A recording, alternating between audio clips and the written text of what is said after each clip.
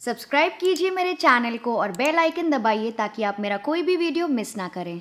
ये देखिए, ये गर्मा गर्म तंदूरी गार्लिक नान रेडी हो गया है घर पे इस तवे पे।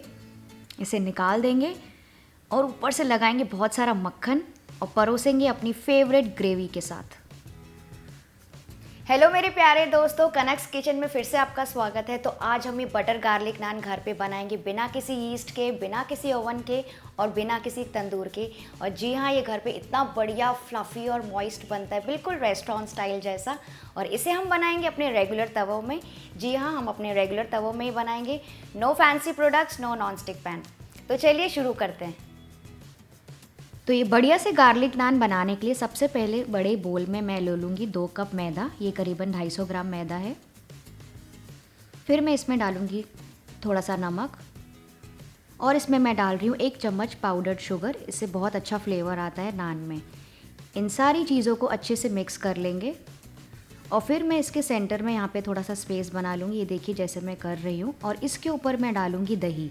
तो ये आधा कप प्लेन दही है, नॉर्मल जो दही हम घर में जमाते हैं।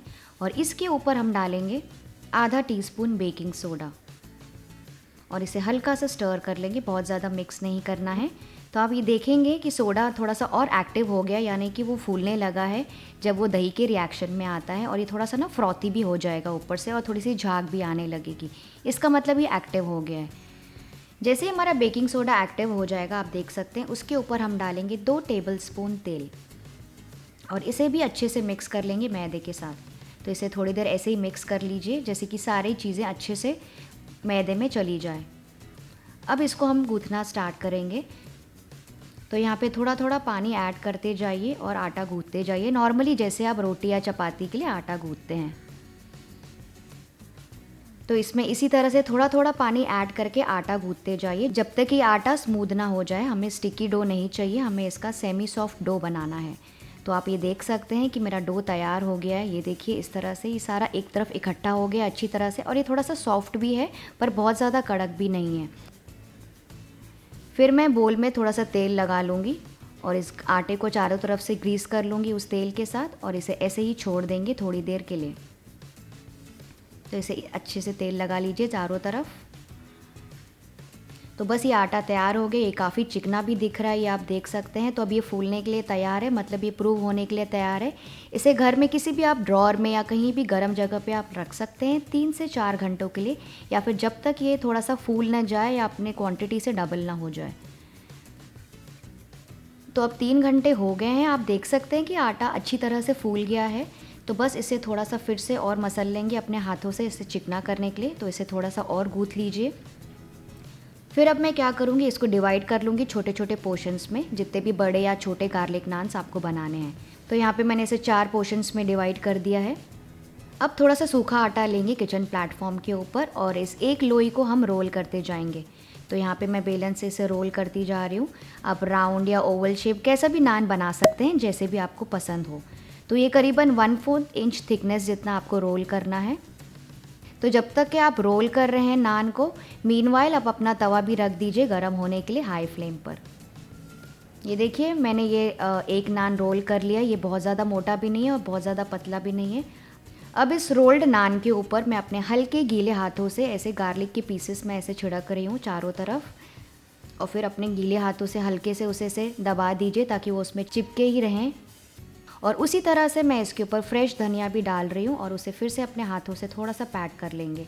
फिर मैं डाल रही हूँ थोड़ी सी कलौंजी यानी कि अनियन के सीड्स और इसे भी अपने हाथों से ऐसे अच्छे से चिपका लेंगे। इससे बहुत ही बढ़िया फ्लेवर आता है और ये प्रेजेंटेबल लगते हैं। अब मैं क्या करूँगी, इसको फ्लिप कर दूँगी ऑपोजिट साइड में और उसकी जो पीछे का हिस्सा है उसमें अच्छे से थोड़ा सा पानी लगा लूँगी। इससे क्या होगा, हमारा नान फटाफट तवे के ऊपर चिपक जाएगा। अब इसको धीरे से अपने हाथों से उठाएंगे और तुरंत ही हॉट तवे के ऊपर यानी कि एकदम गर्मा गर्म तवे के ऊपर इस तरह से फटाफट चिपका देंगे, यानी कि प्लेस कर देंगे।